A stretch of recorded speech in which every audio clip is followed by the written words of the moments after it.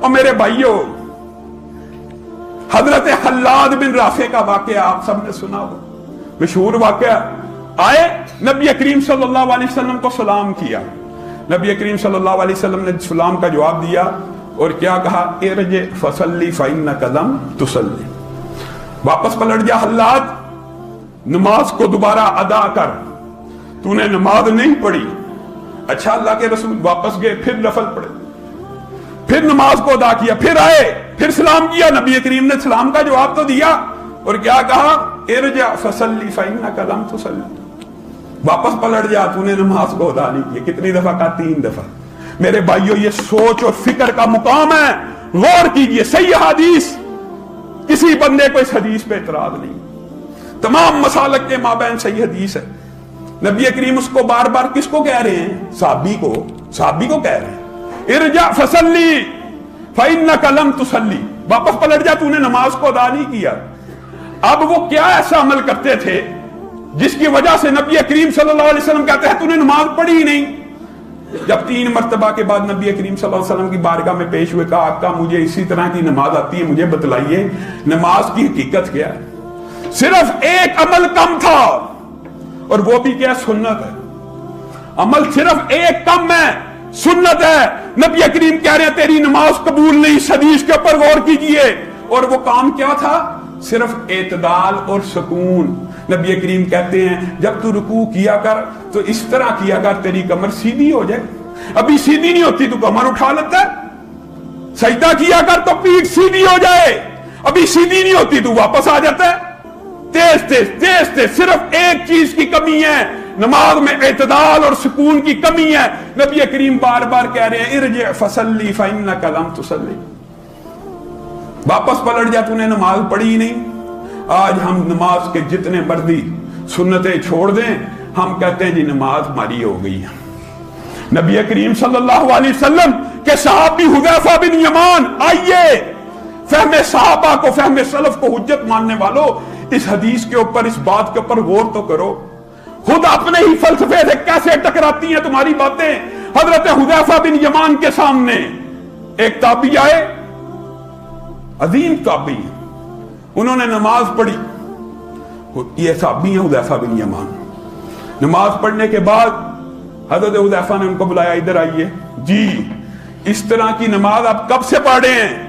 40 برس بیت گئے ہیں، میں اس طرح سے نماز پڑھ رہا ہوں۔ حذیفہ بن یمان نے کہا پھر اللہ کی قسم آپ نے زندگی میں ایک بھی نماز نہیں پڑھی۔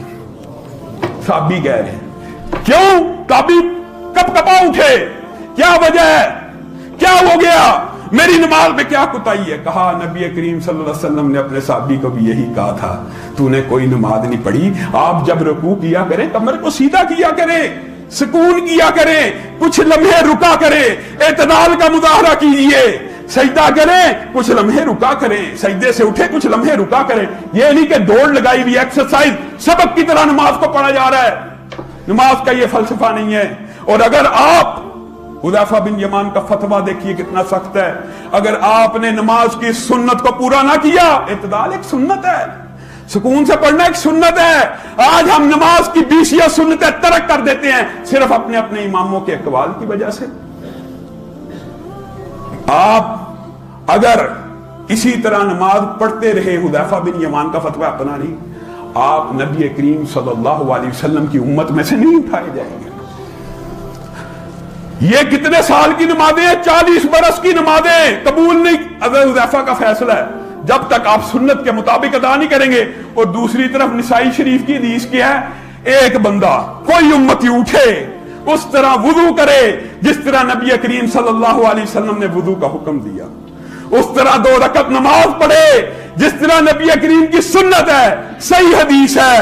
ایک طرف 40 سال کی نمازیں کس کی ہیں؟ تابعی کی، ایک طرف ایک امتی کی نماز، صرف نبی کی سنت کے مطابق وضو، صرف نبی کی سنت کے مطابق 2 رکعت ہے۔ نبی کریم صلی اللہ علیہ وسلم نے کہا جس نے میرے سنت کے مطابق وضو کر کے 2 رکعت نماز کو ادا کیا وہ ایسے ہو گیا گویا آج ہی ماں کے پیٹ سے پیدا ہوا ہے۔ یہ سنت کی اہمیت ہے. سنت کے بغیر کوئی عمل قابل قبول نہیں ہے. حضرت ابو بردہ آپ بتلائیے, یہ میں اپنی طرف سے کہہ رہا ہوں, حضرت ابو بردہ کتنی عمدہ نیت کے ساتھ قربانی کرتے ہیں. میں غریب علاقے میں رہتا ہوں, میں فقیروں اور مسکینوں کے علاقے میں رہتا ہوں, اور لوگوں صرف 10 منٹ, صرف 5 منٹ میں عید کی 2 رکعتیں ہو جاتی ہیں. اس 10 منٹ 15 منٹ پہلے کس نیت سے؟ اچھی نیت سے. نیت بھی کتنی عمدہ. میرے علاقے میں غریب زیادہ ہیں, عید کے بعد تو سب نے ذبح کرنا ہے, عید کے بعد تو ہر بندہ گوشت بانٹ دے گا. میں جلدی جلدی عید کی نماز سے پہلے ذبح کر کے ان کو گوشت دے دوں, ان کے گھر میں کھانا پک جائے, یہ میرے لیے دعائیں کریں. نیت نیک ہے کہ بد ہے؟ آج جس کا جو دل کرتا ہے دین میں یاد کرتا ہے کہ حرج کیا ہے, بات کیا ہے, کوئی بات نہیں, نیت ٹھیک ہے. ابو بردہ سے زیادہ آپ کی نیت ٹھیک ہے. ابو بردہ خوشی خوشی نبی کریم صلی اللہ علیہ وسلم کے پاس آ رہے ہیں. آقا آج عید کے نماز سے پہلے ہی میں نے بکری کو ذبح کیا, لوگوں میں بانٹ دیا. نبی کریم صلی اللہ علیہ وسلم کا چہرہ متغیر ہو گیا. نبی کریم صلی اللہ علیہ وسلم کے چہرے کا رنگ تبدیل ہو گیا. کہا ابو بردہ نیت نہیں دیکھی, پھر کیا خلوص دیکھا, کیا نیت دیکھی؟ خلاف سنت کام ہوا, چہرہ متغیر ہو گیا. کہا ابو بردہ یہ بکری ایک گوشت کی بکری ہے, یہ بکری کا گوشت صدقہ تو ہو سکتا ہے, لیکن اگر اللہ کی بارگاہ میں قربانی کرنا چاہتا ہے تو ہمارے ساتھ نماز پڑھ اور بعد میں ایک اور بکری کو ذبح کر. بتائیے بتائیے کتنا فرق ہے عید کی نماز میں اور اس بکری کے ذبح ہونے میں کتنا فرق ہے؟ 10 منٹ پہلے کر دی, حرج کیا ہے؟ یہ بات ہی کیا ہے؟ یہ مولوی متعصب ہے, یہ مولوی بڑا ظالم ہے. نبی کریم صلی اللہ علیہ وسلم کی سنت کے بغیر اگر عمل ہوگا قبول نہیں ہے.